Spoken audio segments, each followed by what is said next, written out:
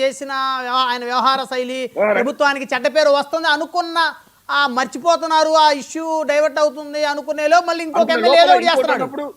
So అది sir అది కాబట్టి ఈ విషయంలో ముఖ్యమంత్రి గారు చాలా గట్టిగా చాలా సీరియస్ గానే మాట్లాడారని కూడా మంత్రివర్గంలో ఉన్న విషయం కూడా మనకు తెలుస్తుంది కాబట్టి పాజిటివ్ గా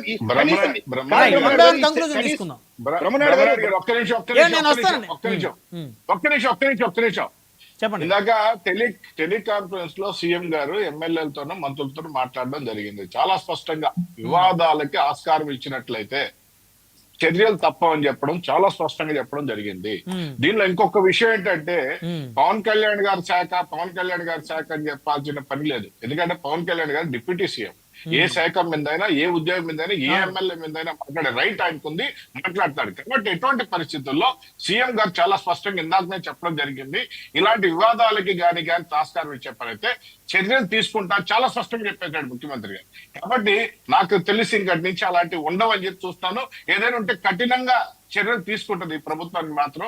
నాకైతే ఇందాక తెలిసిందిగా చెప్తున్నాను బ్రహ్మనాయుడు గారు. ఆశిద్దాం సార్, తీసుకోవాలి. ఎందుకంటే మన రాష్ట్ర ప్రభుత్వం యొక్క పరువు పోయే పరిస్థితి వస్తే రాష్ట్రం ప్రతి పౌరుడు కూడా తలదించుకున్న ఒక శాసనసభ్యుడు ప్రభుత్వ ఉద్యోగిని దారుణంగా కొట్టడం అంటే ఇది నిజంగా అసలు తలుచుకుంటేనే చాలా బాధేస్తుంది, దురదృష్టం ఇది. దాన్ని ఎవరు కూడా దాన్ని తీసుకోవడం లేదు బ్రహ్మనాయుడు గారు. చాలా సీరియస్ గా తీసుకోవడం జరిగింది. ముఖ్యమంత్రి స్థాయి వ్యక్తే మాట్లాడడం జరిగింది. అంటే ఏదో చెప్పడంతో ఏదో చేయడం కాదు, సీరియస్ దర్యాప్తు చేసి ఏం జరిగింది ఏంటి, నిజంగా అధికారే ఏదైనా గొడవ సరిగా మాట్లాడా ఏంటి, సీరియస్ గా నివేదిక తీసుకున్న తర్వాత చర్యలు తీసుకుంటారు.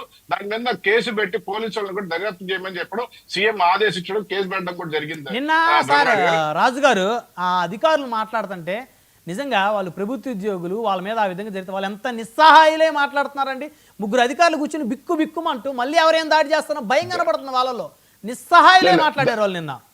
వాళ్ళకి ప్రభుత్వం అండగా ఉంటుంది, నీకు ఎటువంటి పరిచయంలో దానిలో డౌట్ లేదు బ్రహ్మనాయుడు గారు. ప్రభుత్వం అండగా ఉంటుంది, చర్యలు తీసుకుంటుంది. ఎందుకంటే వాళ్ళ ధైర్యం కోసం ఈరోజు కేసు పెట్టడం జరిగింది. ఆల్రెడీ కేసు పెట్టి దర్యాప్తు చేస్తా ఉన్నారు.